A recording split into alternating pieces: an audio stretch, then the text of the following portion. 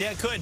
Snow levels are going to be a little bit above snow quality pass, but I do think some of that heavier snow that's going to be arriving a little bit later on will bring those snow levels down coming up. But all the resorts getting a ton of snow here today.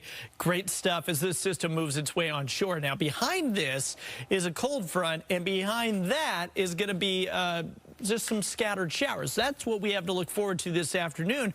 I think we'll see some sunshine in the mix as well. It's going to be kind of one of those weird afternoons where we see sun, then it rains, then we see clouds, then maybe a thunderstorm develops out of the coast.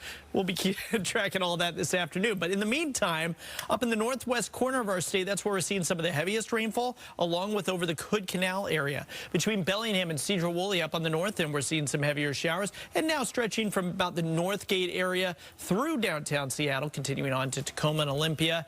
Light rain. It has arrived. The Hood Canal area, again, catching some of the brunt of our heavier rain. Current temperatures are in the mid-40s to upper 40s up north in Bellingham. Wenatchee here at 36. Still seeing some strong wind gusts out there towards Whidbey Island, gusting up to about 40 miles an hour. We did have a 45-mile-an-hour gust out at Whidbey Island since midnight, so pretty strong up that direction. Highs today are going to be in the upper 40s and low 50s once again.